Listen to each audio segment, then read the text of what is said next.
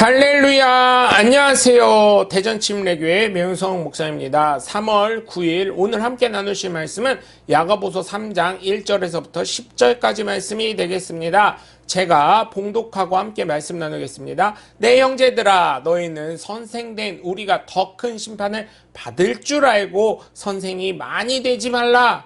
우리가 다 실수가 많으니 만일 말에 실수가 없는 자라면 곧 온전한 사람이라. 능히 온 몸도 굴레 씌우리라. 우리가 말들의 입에 재갈 물리는 것은 우리에게 순종하게 하려고 그 온몸을 제어하는 것이라. 또 배를 보라. 그렇게 크고 광풍에 밀려가는 것들을 지극히 작은 키로서 사공의 뜻대로 운행하나니 이와 같이 혀도 작은 지체로 돼 큰 것을 자랑하도다. 보라, 얼마나 작은 불이 얼마나 많은 나무를 태우는가. 혀는 곧 불이요 불의의 세계라. 혀는 우리 지체 중에서 온몸을 더럽히고 삶의 수레바퀴를 불사르나니 그 사르는 것이 지옥불에 나느니라. 여러 종류의 짐승과 새와 벌레와 바다의 생물은 다 사람이 길들일 수 있고 길들여 받거니와 혀는 능히 길들일 사람이 없나니 쉬지 아니하는 악이요 죽이는 독이 가득한 것이라. 이것으로 우리가 주 아버지를 찬송하고 또 이것으로 하나님의 형상대로 지음을 받은 사람을 저주하나니 한 입에서 찬송과 저주가 나오는도다. 내 형제들아, 이것이 마땅하지 아니하니라. 아멘. 하나님께서 주신 성령의 열매 중에 성경에서 말씀하고 있는 9가지의 열매를 완성하는 마지막 성령의 열매는 절제입니다. 왜 절제를 마지막에 성령의 열매로 놓으시고 성령의 열매에 대해서 완성을 하셨을까요? 그 이유는 바로 예수님을 믿는 사람으로서 덕을 세워야 한다는 것에 대해 일맥상통하는 말이기 때문입니다. 기도원에 광풍이 있던 시절, 제가 어린 시절, 제가 초등학교였던 시절, 영이 탄다는 말을 저는 많이 들었습니다. 이 말을 쉽게 설명하면 다른 사람의 영적인 상태가 전달이 된다는 것이었어요.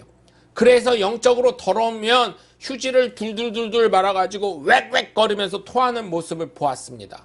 그런데 사도 바울도 방언에 대해서 절제하라고 하면서 교회에 처음 온 사람이 와서 봤더니 모두 다 방언으로 기도하면 미친 교회 아니냐, 이렇게 생각할 거 아니냐, 이렇게 얘기합니다. 그러면 여러분 한번 생각해 보십시오. 예수 믿는다고 했는데 교회에서 여기도 두루마리 화장지를 둘둘 말아서 웩웩 거리고, 처음 온 사람 손잡았더니 영이 탄다 하면서 웩웩 거리고, 그러면 세상 사람이 볼 때 폐렴 환자로 보지 않겠습니까? 아니면 위가 문제 있는 환자로 보지 않겠습니까?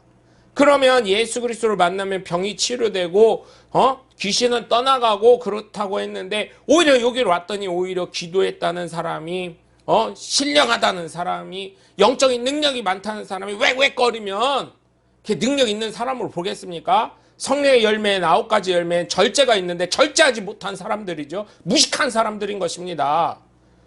그런 분을 볼 때 첫째, 가만히 있는 사람과 토하는 사람 둘 중 누가 더 더러워 보이겠습니까? 둘째, 나도 예수 믿는 하나님의 자녀인데 그렇게 토하는 사람만 선택된 하나님의 자녀라고 생각하겠습니까? 그것이 이스라엘 선민사상과 다를 바가 뭐가 있습니까? 바리새인과 다를 바가 뭐가 있습니까? 성령의 열매는 절제가 있음을 기억하시고, 성령은 선하시고 신사적이신 분이기 때문에, 깨끗하신 분이기 때문에, 덕을 세우시는 분이기 때문에 분명히 우리가 그것을 기억하면서 성령의 열매의 마지막에는 절제가 있음을 깨달으시고 기억하시고, 정말 예수님의 신사적임, 예수님의 깨끗함, 예수님의 거룩하심을 나타내시는 하나님의 복된 자녀들 되시길 주 예수 그리스도 이름으로 간절히 축원합니다. 여러분, 오늘 본문을 보시면 이런 말씀이 나와요. 선생이 되려고 하는 사람이 많아서는 안 된다는 거예요. 왜냐하면 가르치는 사람은 오히려 더 큰 심판의 죄를 받는다는 것이죠. 우리가 다 실수를 많이 저지른다는 거예요. 말에 실수가 없는 사람은 없다는 거예요. 그래서 혀를 길들이라는 거예요. 그러면서 예를 들죠. 배가 아무리 큰 배가 있을지라도 작은 키 하나가 모든 배를 조종하듯이 이 사람에겐 혀를 다스릴 수 있는 사람이 대단하다는 것입니다. 그 사람은 모든 것을 다 조절할 수 있다는 거예요. 숲의 작은 물로 말미암아 큰 산을 태우듯이 정말 어떤 줄이든지 모든 사람이 길들이고 길들여도 동물이 있었는데 혀만큼은 길들이기 어렵다는 것입니다. 그렇기 때문에 혀는 걷잡을 수 없는 악이며 죽음에 이르게 하는 도구로 가득 차 있다는 것이에요. 우리는 이여로 주님이신 아버지를 찬양하기도 하고 또 이여로 하나님의 형상대로 지음을 받은 사람을 저주하기도 한다는 거예요. 또 같은 입에서 찬양도 나오고 저주도 나오는데 정말 이렇게 해서는 안 된다는 거예요. 하나님을 찬양하고 그를 위해서 위로하고 기도할 수 있는 사람이 돼야 된다는 거예요. 우리나라 속담에 사촌이 땅을 사면 배가 아프다는 말이 있어요. 여러분, 그건 욕심이고 잘못된 것이고 시기 질투인 것입니다.